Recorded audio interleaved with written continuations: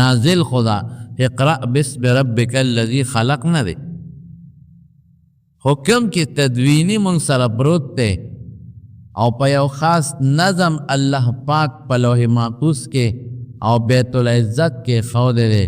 او حضور پاک مبارک داغه اشاره ورکړي دي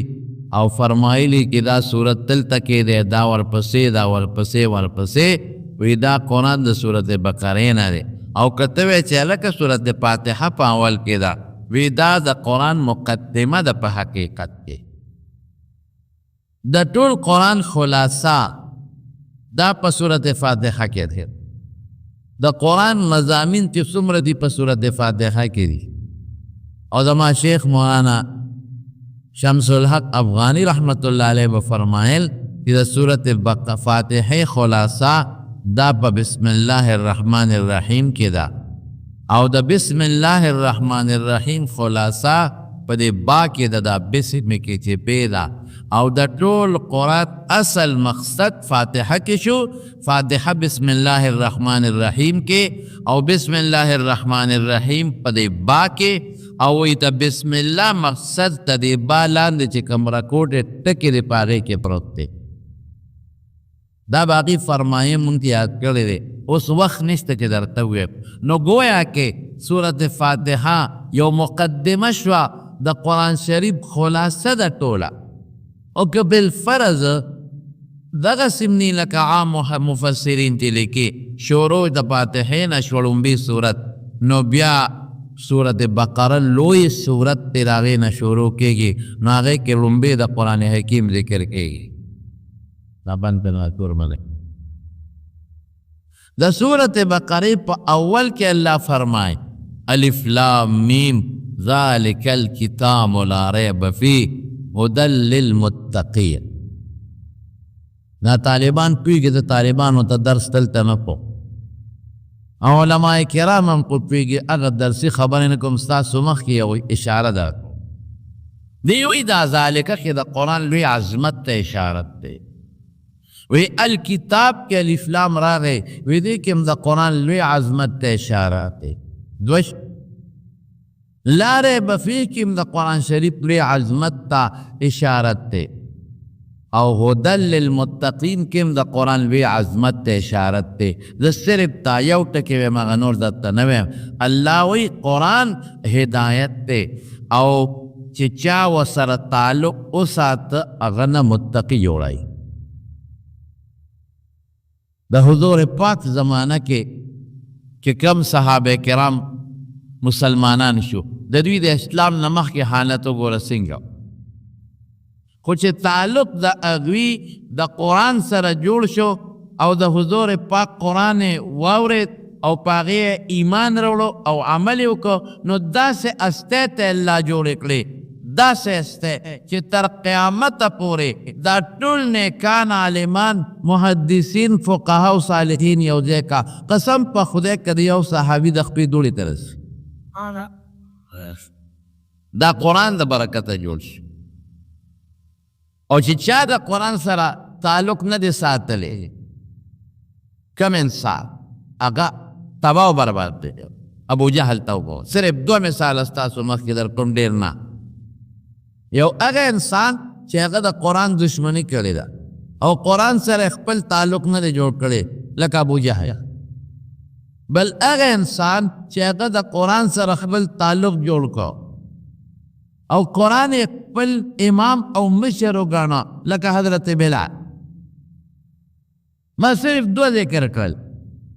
چې چا تعلق نه دی جوړ کړی هغه مې لوی سړی په کافرانو کې درته ذکر کړ چې هغه څوک دی لوی مسټر، لوی مالدار، لوی د منډو خاون، لوی د دولت خاون، لوی د قوم خاون، د عربو د قریشو په مشرانو کې ګډ سردار ابو جهل، عمرو بن هشام، ابو الحکم مې وتل.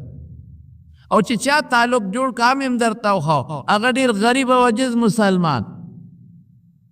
هغه د رنګ نم ډېر کمزوري مسلمان،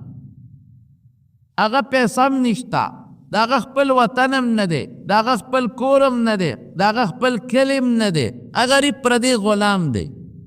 ګوره ما داسې دوه کسان درته یاد کړل هغه اپوزیټ ته ورته ویل کېږي یو دنیا کې اوچتې سطحې والا بل د دنیا په اعتبار او د مال په اعتبار لاندې انسان لیکن قرآن سره دی یو تعلق جوړ کړه چې دی غریب دی او بېوسه دی او پردی غلام دی د رنګ هم تور دی نه دلته تربور شته نه قوم شته نه دلته بچي شته نه ښځه شته هغه نه الله کم شخصیت جوړ کړ حضرت بلال او هغه مسپر او د مکې په سردارانو کې چې لوی سردار دی او خلکو ته سلوټونه کې یو پروتوکول ورکوي ابو جهل قرآن سره تعلق جوړ که هغه خدای کم ځای ته ورسو تباه برباد شو که نه شو د بدر په جنگ کې غزوه بدر ابو جهل مردار وخت کم دی نو مختصر راته دوه هلکان دي یو ته معاذ وی بل ته معوذ وی د مور نوم یې عفرات یو دریم هم ورسره دی معاذ ابن عمر د جموح نوسی خبرې مه کوئ خو خیر مشهور دا دوه دي خلک وی ابو جهل ماشومان وجلی دی دا خبره غلطه ده ښه حضور پاک به ماشومان جنگ ته جهاد د نان سر نه بوتل چې د 15 کالو نه به عمر کم و بیا نه بوتل 15 سال ته چې به ورسېد بوته به د دوی عمر په بالغانو عمر یې زیاتو خو صرف د نورو صحابو په نسبت نو عمره عبدالرحمن ابن عوف رضی اللہ عنہ فرمائی کہ زه صف کې ولاړو ما وی چې مې وکتل یو خام یو الک ولاړ دی او بل خام الک ولاړ دی خو د عمر نه واړه دي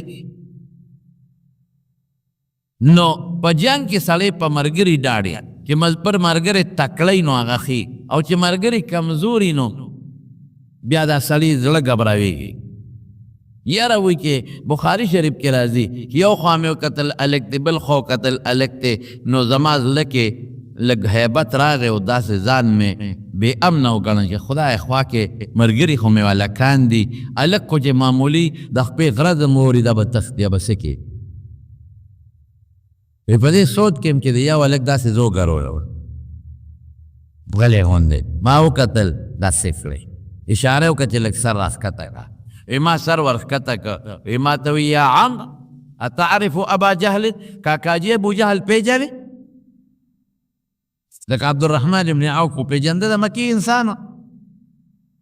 وی ما ورته وی چې او پیژنم خو ما تفعلو به ته پې څه کوې یاره وی ما اورېدلي چې زموږ د پیغمبر غټ دشمن دی او که نن خدای پاک ما ته مخامخ که که نه نو یا به زه مخکې مرم یا به دې سر ته رسوم ځای ته نه رسوم نه به پرېږدی بس کوم د چا مقررې که زما و زه به مرم که د هغې ابی خو دې د انصارو دې د مدینې نو دې نه پېژنې ابوجهل خو د مکې دی وایي ما ته وایي خوا کې مې بل لور در سره ولاړ دی هغه دنه خبر نه شي چې دا مرکه زه وګټم یاره ویله خو مې لږ خوشحاله شو وی لږ ساعت پس دې بل لا باندې نوکاره ولګوله وی داسې مې وکتل ما ته وی کاکاجي سر راښکته که اشاره وکړه چې سر مې ښکته که ورور مې خوا کې ولاړ دی هغه مه پې یوه خوا تعرف ابا جهل دغه خبیث پیژنې ابو جهل ما ویم څه پې کې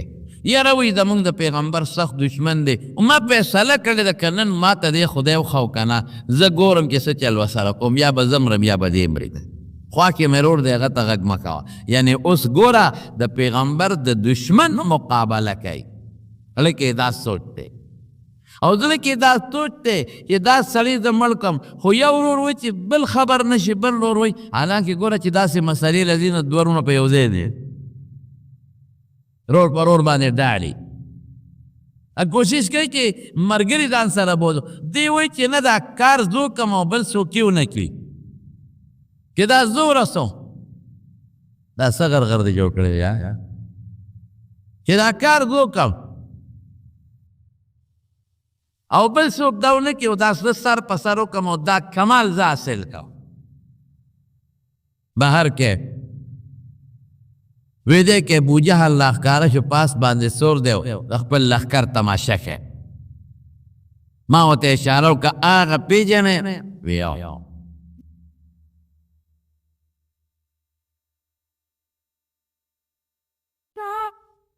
ما وی هغه پیژنې وی مې دغه ستاسو اشنا چې تاسو یادوي دغه دی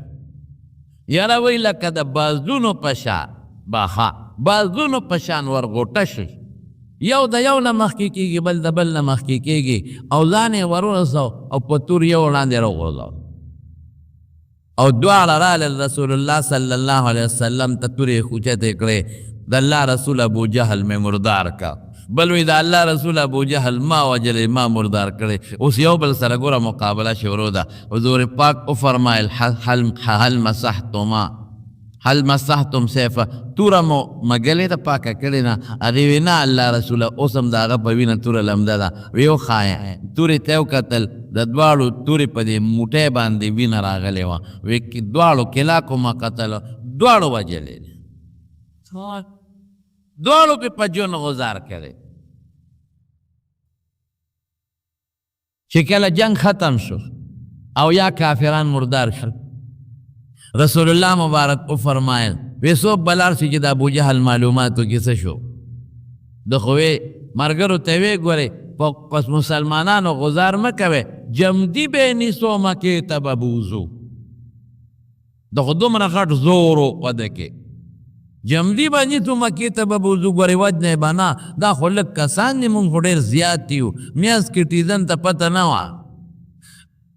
میاس کې بېغیرته ته پته نه وه چې دا خو لږ دي 313 دي خو د دوی ایمان دونه مضبوط دی چې د دوی په مخ کې یو مضبوط فولادي طاقت هم نشي ټینګېدی اصل ایمان دی انتم الاعلون ان کنتم مؤمنین قرآن شریف کې الله فرمای یو انسان کې چې ایمانی د مخې ته بیا څوک نشي ټینګېدی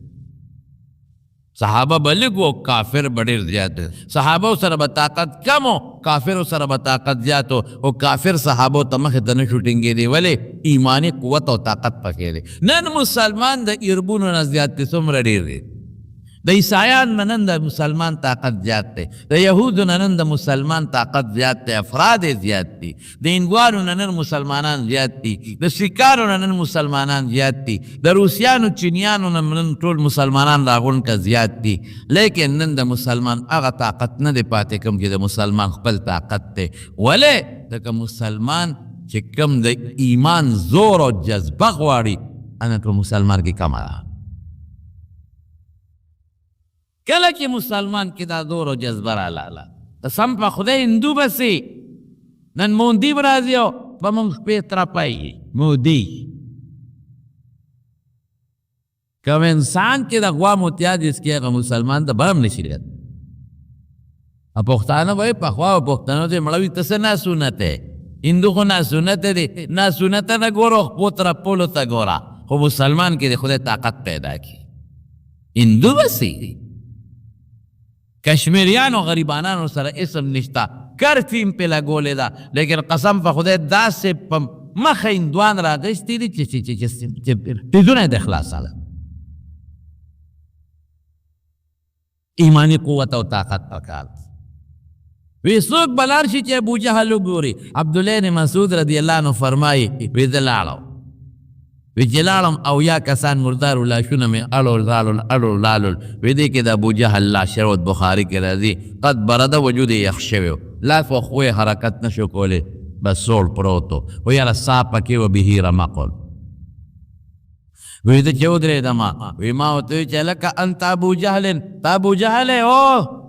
ځکه وینو کې ککړ د لاشونو کې پروت دی وی ما ته وی څوک دی وی میں چې عبدالله ابن مسعود یم عبدالله ابن مسعود په مسلمانانو کې شپږم نمبر مسلمان دی د کومې زمانې پنځه کسان دنه مخکې دي شپږم نمبر ده سم شپږم نمبر د دومره زړو مسلمانانو نه دی د دنه تېرې پوس تېرې پنځو کسانو مخکې ایمان راوړی دی او دی وایي یو ځل نبي علیه السلام د منا خوا کې تېرېده نو یې ما اوښانې سرولی گله چیله میں سرولے نوی نبی علیہ السلام مبارک کو فرمان چې اوخا دی خواکیا نه چې مونږ ته ځان له پیوله شو وی ما ورته وی چې د الله رسول دا لکه هغه وخت کې دا زه خو مسلمان نه وم مې دا په اوچه ده دی کې خو پی نشته وی تی اجازت که کینو زه به ولشم وی ما وخندل ورکورې چې هغه اوچه ده تی بالکل غلان اوچه کلسه ده پی پکی چی زورم ورکی ساس کے پکی نیستا وی تی اجازت کے وی ما ورته چې او زه اجازت ته ولشا ما ور پورې وخندل وی رسول الله مبارک وی لو خیر وړه وی لو خیر وړه چې د اوخې په غولان زبانې لاس مبارک راکړه غولان ز پيو نه ډکه شو خدای داسې چې او خپې کولاو کړې وی خمدیدار پیته اوسکل جامع ډک په مې مسکل حضرت ابوبکر وسره وغه مسکل او په خپل هم اوسکل عبدالله مسعود خدا کا وکیلا نه دی پیچ معجزه ستو یو دا معجزه ده وی ما وتوی چې دا چل ماته مخایا کړه تا قسم چل دی دا چل ماته مخایا بس دا اوچ چیله ورانی سمو دا چل بکم پيو با جامونه ډکای او اوچ غړه بنی سمو دا چل بکای او چوخه دا چل ماته مخایا وی حضور پاک راته خرنا چې عبدالله بن مسعود تا ته خدای ډیر چلونه وخی تا ته خدای ډېر چلونه وښایي وی به زړه کې پیش وما وی ما ورته وی چې وښایه راته یو چل خو اوس وښایه که نه وی چل دا دی چې الله یو د خدای پیغمبر کلمه شهادت وی الله عبدالله بن مسعود مسلمان ده وی خیر وی ما ته وی څوک یې ابو جهل وی ته څوک یې مې زه عبدالله بن مسعود یم نو وی ما پې کنځل وکړلی اوس نه لاس راکولی شي ان خپله کولی شي د کټویز وی د کټویز وی نه لاس راکولی شي نه خپله کولی شي تش بوتل اوس په ځمکه پروت دی خو ما ته بیا هم کنځل کوي هغه خباثت یې په زړه کې دننه پروت دی وی ما دوی د پلانشیز دوی تیغ مې او وی چې د ده ماشوم هم د مانې یو څپېړه ایستې وه مې راشه موقع ده وی په دې سینه مې ولخه مضبوط ټوپ وواهه ودرېږه کې اوس دله په دا سینه ټوپ ووهم نو ما ته کنځل کي د پلانکیز دوی دومره غټه سینه به د چا لیدي وره دې کبر به کبر بنا کوي ورموخه کبر د منافق او د کافر صفت ته کبر د پیغمبر مبارک صفت نه رسول الله مبارک عجزي وا عجزي بکړ وی ما وتی چې سینه دی پریدا سر د نه پرې کو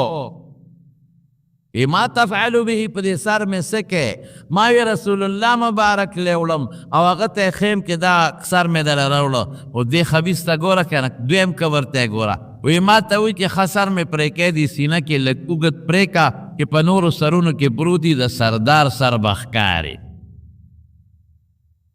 ایمه چې د ارمان د لپاره کوم د سر د نوګت پرې کومه خو ځکه نو سواسم پروت دلتا او مرګري د نو تختې دل اس پہ دا رسول اللہ مبارک متعلق سا خیال لئی ہے اس سوئے وی ما توئی کہ دا ما دے پلاتو پا عزاو پا منات قسمی اخپل بوتان خدایان یاد دل باطل زما دے پاکی قسمی چی دا کم وخنے دا پیغمبر دعوی کڑی وا او پاغ روز میں سمر بدی شو نن میں اغا سے بدی شی دورا پیغمبر اونا مادا نفرت ہوتے کرکیا ہو گیا پیغمبر اونه منه د پیغمبر قرآن مونه منه د پیغمبر مبارک دین مونه منه سر مې ته پرېږه او سر مې راوړه رسول الله مبارک ته مخې ته مې وغورځاو ما وی هذا رخص عدو الله ابي جهل دا د خدای د دشمن د ابو جهل سر دی د الله رسول څومره لوی مستر څومره لوی شخصیت څومره مالدار څومره دولتمند څومره غلامان دي څومره ګډې دي څومره اوښان دي څومره وګړي دي او څومره منډۍ دي او څومره دولت او د مکې د یو لوی قوم سردار او مشري په لاس کې ده خو چې پیغمبر او قرآن سره دشمني وساتله الله کم دی د رسول الله تباش تر ننه پورې خلک په ښه نه یادوي په بدو یادوي او بلال ته ګوره آها ماشاءالله حضور پاک ورته فرمایي بلاله کلما دخلت الجنه یو ځل په ویښه معراج او بل خوبونو کې وی چې کلم جنت ته ننوتم نو ما د ځان نه مخکې ستا د پیزار کشار او کشکش اورېدلی دي ځان نه مخکې خادم مخکې روانې کوي مخکې یې ویل هر کله چې جنت ته تللی او یو ځل ورته فرمایي بلال ما ستا په ښځه په جنت کې لیدې ده اوس وی یو محل یو د حضرت عمر فاروق رضی الله عنه یو د دواړه یو خشته محض او خوا کې یو وله بیده او هغې باندې یو ښځه ناسته وه او هغې به په هغې باندې مخ لاسینځل خو چې لپه به یې اوچته کړه او په مخ به یې واچوله نو هغه اوبه به واپس داسې پرېوتې ملغلرو په شان دی نو ما د حضرت جبریل نه تپوسو کو علیه السلام دا ښځه څوک ته دا محل د چا دی وی ته خپله تې تپوسو کا نو زه ورغلم ما تې تپوسو که دا هغه منامي معراج کې خوب والا ده خوب کې خلک داسې نه دي خبرې هم کوي داسې خبره نشته وی چې ورغلم او جنت کې څوک مکلف هم نه دی وی چې زه ورغلم نو ما تې تپوسو که ته څوک یې دا محل د چا دی وی دا محل ستا یو امتي دی بلال دا د هغه دی او زه هم د هغه په انتظار شپې ورځې اړوم راړو وخت دی نو حضور پاک به ورته خندل وی ستا د جنت ښځه مې لیدلې ده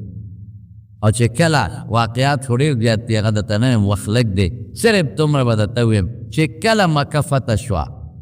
او بیت الله شریف ووینځلی شو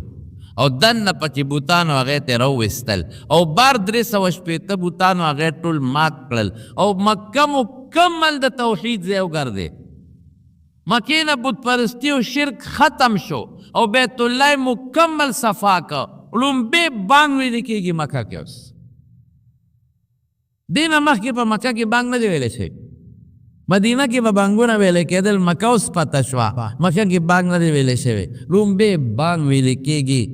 نو بانګ څوک وایي حضور پاک وفرمیل این بلال بلال کوم ځای دی بلال نه چا تپوس وکړه ستا زړه کې تېرېدل چې دا ما بانګ به په ما وایي ځکه دا خو بیت الله کې لومبې بانګ دی وی نه ما وی چې دا به چېرته ابوبکر صدیق عمر فاروق عثمان رضی الله عنهم یا داسې اکابر صحابو ته به وایي لیکن حضور پاک انصاف تم گورا مدینہ کې ته بانګونه وی دلته به هم ته وی د مالدار او د غریب فرق نشته پکې اواز تا ښکلی دی اندا ورفع مزیدات ته به بانګ هلته دې مې دلته بلال څه شو وی زه وله چا راوستم وی بلاله بانګ به وی آها لومبې بانګ د بیت الله د پاسه لوی منقبت دی لوی فخر دی لوی فخر ما وی د الله رسوله بالکل کم ځای به وی حیثوا چې کم ځای ستا حکم وي د الله رسوله وی د بیت الله چت او خیجو نن مزیدار طریقې سره ځان وایه زمونږ علماء لیکلي بیت الله په چت د پاسه بې ضرورته ختل مکروه دی بې ضرورته بیت الله یو شاعر الله کې لوی نښه ده مه خیجئ بیت الله چت او خیجو او لومبې بانګې پې ووایي څومره لوی منقبت خدای پاک ورکړ څومره لوی حیثیت الله ورکړ دا د چا د برکت نه وایه دا د قرآن د برکت رسول الله مبارک او قرآن ګورې لازم ملزوم دی پیغمبر منم قرآن نه منم غلطه ده قرآن منم پیغمبر نه منم غلطه ده